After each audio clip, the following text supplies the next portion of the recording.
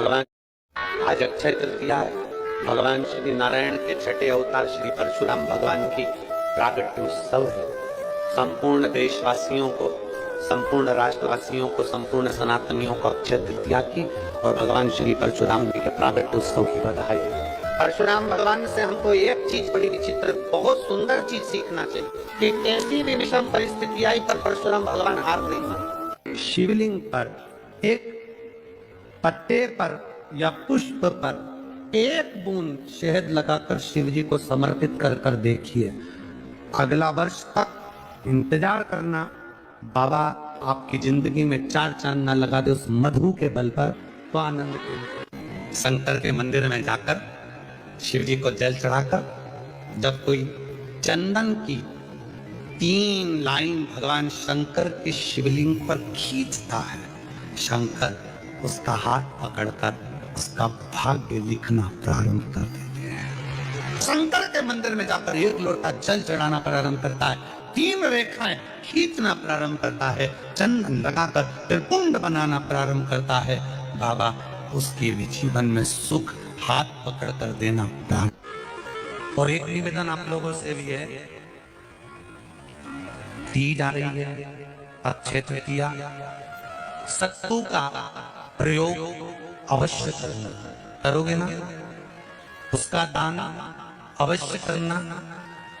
कोई आए उसको थोड़ा सा सत्तू अवश्य खिलाना। 3 चीजें होती हैं सत्तू में, गेहूं, चने की दाल, जौ, इनको गलाया जाता है। रात भर गलाने के बाद इसको फिर सेका जाता है, सेक कर पिसाया जाता है, फिर उसका प्रयोग किया जाता है। महाराज चाहे फिर उसको घोल कर आप शक्कर के साथ, गुड़ के साथ, नमक के साथ, जीरे के साथ, पुदीना के साथ, जिसके साथ तुम्हें खाना है वो तुम्हारे ऊपर है। पर दान करना सत्तू का जरूरी है। एक चुटकी मात्र भी अगर सत्तू आपने दान किया है बैसाख महीने में, उसका फल जरूर मिलेगा, जरूर। बैसाख के महीने में इसके घर में पार्थिव शिवलिंग का निर्माण होता है, उसके घर में कभी लक्ष्मी की कमी नहीं होती है, वहां लक्ष्मी सदा निवास, वहां लक्ष्मी सदा निवास सदा। और मेरी जीजियों, जितनी मेरी बेटियां बेटी हैं, माताएं बेटी हैं, मेरे भाई जितने बेटे हैं, जितने मेरे जीजी बेटी हैं, जितने मेरे जीजा बेटे हैं, उनसे निवेदन करूंगा, महीने में, 2 महीने में, 4 महीने में, 6 महीने में ऐसा नियम बनाओ कि मिट्टी अपने गमले में से लेकर, भले गमले के अंदर ही शिवलिंग का निर्माण कर लो, उसकी पूजन कर लो, दिया लगाकर, जल चढ़ाकर बाबा से प्रार्थना कर लो और उसी मिट्टी को वहीं गमले में ही विसर्जन करो। श्री शिवाय नमस्तुभ्यम कहने वाला, नमः शिवाय कहने वाला, ओम नमः शिवाय को कहने वाला, भगवान शंकर को याद करने वाला, शिव की आराधना साधना करने वाला कभी जिंदगी में भटकता नहीं है, उसको उसकी मंजिल मिलती जरूर है। इसी बैसाख के महीने में परशुराम जयंती के दिन या अमावस्या के दिन या पूर्णिमा के दिन शंकर भगवान को समर्पित होता है और भगवान विष्णु को समर्पित होता है। दुनिया के लोग कहते क्या होता है सत्तू से? सास अपनी बहू से कहती है बेटा सत्तू बना ले, थोड़ा सा सत्तू बाजार से ले आना, 10 रुपए का खरीद कर ले आना, आज सत्तू, आज हम पूजन करेंगे सत्तू की, अक्षय तृतीया है, थोड़ा सा पूज देंगे, थोड़ा सा भगवान को भोग लगा देंगे, सत्तू का लड्डू बना लेंगे। बोलो रही चीज सही है कि गलत है? बाजार में भी सत्तू मिलता है, तो बच्चे कहते हैं, बहुएं कहती हैं कौन खाएगा, काय को ला रहे हो, सत्तू का क्या काम है? और शिव महापुराण की कथा कहती है, स्कंद पुराण की कथा कहती है, जिस समय पर बैसाख के महीने की सुंदर अमावस्या का दिन था, उस दिन माता पार्वती शंकर भगवान के लिए जब पकवान बनाने के लिए बैठी, कुछ नहीं मिला, तब माता पार्वती ने 3 अनाज को लिया, एक चना, दूसरा गेहूं और तीसरा जो इन तीनों को भींग रहे थे उसको लेकर आए गंगा जी में से, उसको सेक कर माता ने अंगीठी पर और उसका जो सत्तू बनाकर शिव को दिया। शंकर भगवान ने कह दिया, सुन पार्वती, ये सत्तू नहीं, ये मेरी औषधि है। बैसाख के महीने में जो खाएगा वो जिंदगी भर रोएगा नहीं, शरीर से स्वस्थ होगा। अब उसको लोगों ने हंसी खेल में ले लिया, सत्तू का क्या काम, मम्मी हम नहीं खाएंगे बेटा पूरा। शिव जी का एक एक चीज बैसाख के महीने में पियो बेल। बेल मतलब समझ गए, बेल का रस। बैसाख के महीने में पियो बेल और शरीर को रखो ऑलिव बेल। शरीर बेकार नहीं। अगर किसी कामना के वश अगर हम दीप लगा रहे हैं या हमारे मन में कोई भाव उत्पन्न है और हम बाबा से कहना चाहते हैं कि बाबा मेरा ये कार्य है आप पूर्ण करिएगा, तो फिर शिव मंदिर में भी लंबी बाती का दीप आप प्रदोष या सोमवार की अष्टमी या सोमवार या आप शिवरात्रि को बाबा से निवेदन कर लगा सकते। हाँ, विशेष जब कोई एक बहुत बड़ी बात हो और आपके कार्य में कहीं अटकल हो रही हो, तो एक ही दीप में दो बातें, शिव और शक्ति, लंबी बाती बनाई, शिव और शक्ति के नाम से दो बाती एक साथ एक दीप में भी लगा सकते। और कब, जब विशेष कोई आपका कार्य हो और वो अटक रहा हो, विशेष कोई कार्य, और आप बाबा से प्रार्थना कर रहे हो, तो दो बाती का भी प्रयोग आप कर सकते हो। ऐसे शिव तत्वों को जान, कितना सुंदर कहा है। जब जिंदगी बहुत संघर्ष में चल रही हो, बहुत दुख का जीवन चल रहा हो, तब शमी के 5 पत्ते, शमी के 5 पत्ते, एक दुर्वा के साथ एक अक्षत, चावल का एक दाना, वो भी हल्दी में भिगोया हुआ हो या केसर में भिगोया हुआ हो। शमी पत्र 5, एक दुर्वा, एक चावल का दाना, जो दिल से हृदय से बेलपत्री के वृक्ष के नीचे पार्थिव लिंग का निर्माण कर मट्टी का शिवलिंग बनाकर प्रदोष काल में, मतलब शाम के समय पर शिवलिंग बनाकर उस पे जल चढ़ाकर, जो ये 5 शमी का पत्र, एक दुर्वा और एक चावल का दाना, अपनी कामना कर जो दुख चल रहा है बाबा से विनय कर एक एक पत्ता जब समर्पित कर दे, फिर एक दुर्वा समर्पित कर दे, फिर एक चावल का दाना समर्पित कर दे और बाबा का वहीं पर पुनः विसर्जन कर दे, 3 महीना तो जाने दो, 15 दिन के अंदर वो दुख घटता जरूर है, चाहे कोई भी दुख। बहुत सारा भगवान को नहीं चाहिए। शिव महापुराण में ये भी कहीं नहीं लिखा कि तुम भगवान को 108 या 1008 या 1008 बेलपत्र समर्पित करोगे तो शिव जी प्रसन्न हो जाएंगे। शिव महापुराण की कथा तो यहाँ तक कहती है, एक बेलपत्र की पत्ती को आप अगर बीच में से, ये एक बड़ी पत्ती, उसके बीच में 2 पत्ती और 2 पत्ती के बीच में जो गेप है, बीच पत्ती में, इस पत्ती और 2 पत्ती के बीच में जो जगह है, अगर आप इस पत्ती को यहां से स्पर्श कर, इस पत्ती को यहां से स्पर्श कर शंकर भगवान के शिवलिंग पर अगर आप श्री शिवाय नमस्तुभ्यम कहकर, पंचाक्षर मंत्र नमः शिवाय कहकर, षडाक्षर मंत्र ओम नमः शिवाय कहकर यदि शंकर के शिवलिंग पर समर्पित करते हो तो वो 108 बेलपत्र का काम कर जाती है, पकड़ने का स्थान नहीं।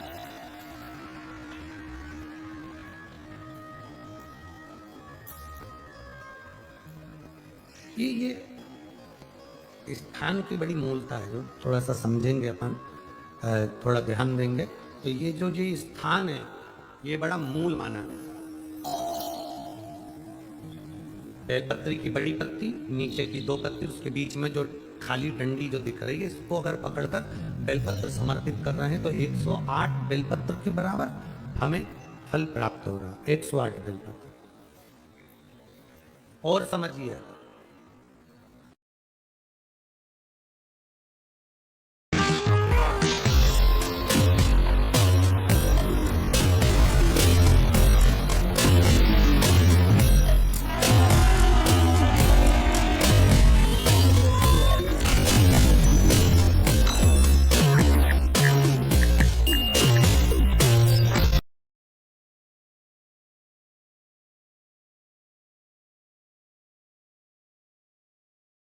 ये हमारे यहाँ एक तिथि आने वाली है, अक्षय तृतीया।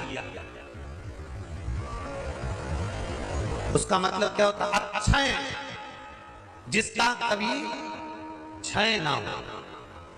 जब हम भगवान शंकर को चावल का दाना चढ़ाते हैं, जैसे बहुत ध्यान दीजिएगा महाराज, बहुत समझने वाली बात है, बहुत ध्यान से।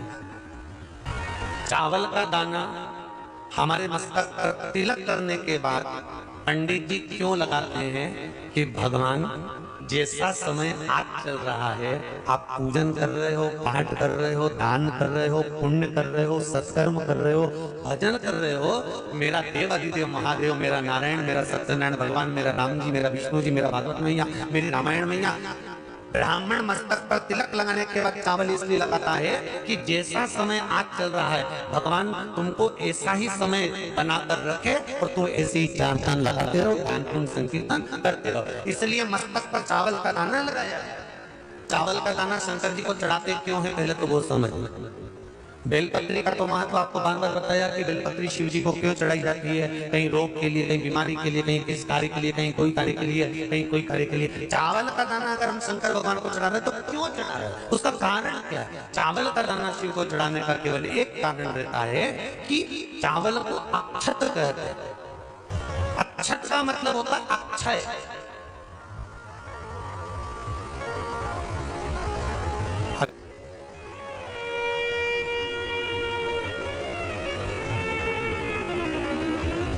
कोई मर जाता है,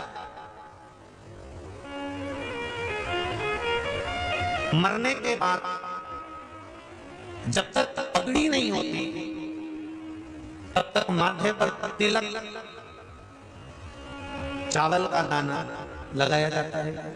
जम के बोलो जरा, नहीं लगाता। किसी पंडित जी से पूछो, ब्राह्मण देवता से पूछो, ब्राह्मण देवता ये कोई मर गया, और हमारा तो नियम है कि हम सिर पे तिलक लगाते हैं, चावल लगाते हैं, या पंडित जी से हम तिलक लगवाते हैं, मंदिर जाते हैं तो मंदिर में जाके तिलक लगवा के हम चावल का दाना लगवाते हैं। क्यों नहीं लगाते? उसका कारण क्या है? जब किसी के मरने के बाद 10 दिन तक, 12 दिन तक मस्तक पर तिलक क्यों नहीं लगाया जाता? 10-12 दिन तक माथे पर तिलक या चावल क्यों नहीं लगाया जाता? उसका कारण है कि ये जो समय आया है, तुम्हारे यहाँ जो कमी हुई है, तुम्हारे यहाँ कोई मर गया है, तुम्हारे यहाँ किसी के प्राण छूट गए हैं, तो ब्राह्मण इसलिए तिलक नहीं लगाता आपको, इसलिए चावल का दाना नहीं लगाता कि ऐसा दिन भगवान अब ना ला। इसको अमर ना करे, इसको अक्षय ना करे, इसको प्रबल ना करे।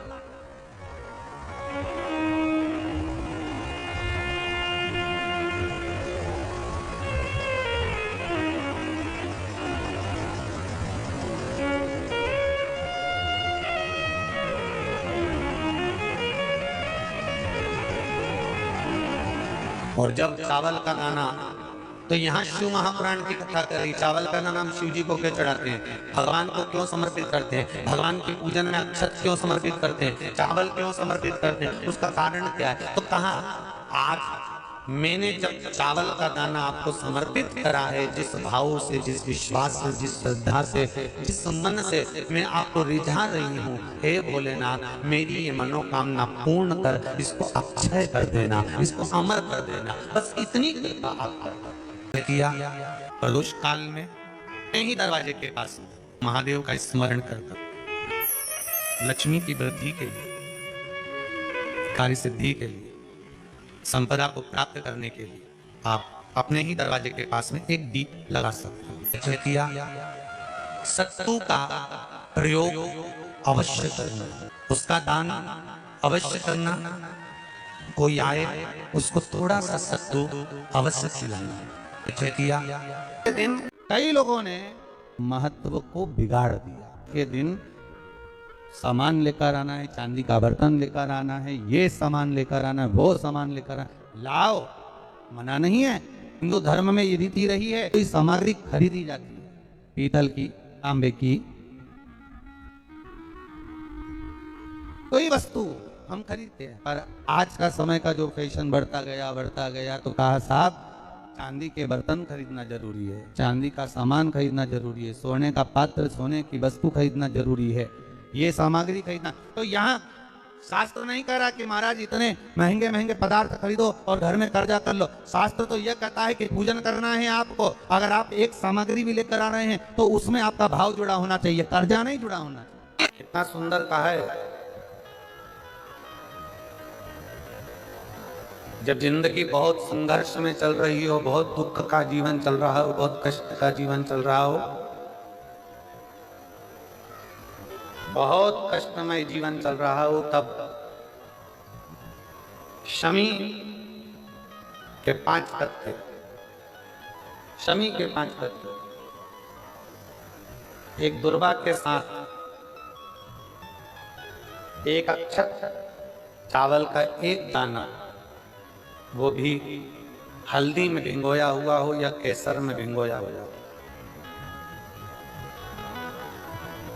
शमी पत्र 5, एक दुर्वा, एक चावल का दाना, जो दिल से, हृदय से बेलपत्री के वृक्ष के नीचे पार्थिव लिंग का निर्माण कर कर मट्टी का शिवलिंग बनाकर प्रदोष काल में, मतलब शाम के समय पर शिवलिंग बनाकर उस पे जल चढ़ाकर, जो ये 5 शमी का पत्र, एक दुर्वा और एक चावल का दाना, अपनी कामना कर कर, जो दुख चल रहा है, बाबा से विनय कर कर एक एक पत्ता जब समर्पित कर दे, फिर एक दुर्वा समर्पित कर दे, फिर एक चावल का दाना समर्पित कर दे और बाबा का वहीं पर पुनः विसर्जन कर दे, 3 महीना तो जाने दो, 15 दिन के अंदर वो दुख घटता जरूर है, चाहे कोई भी दुख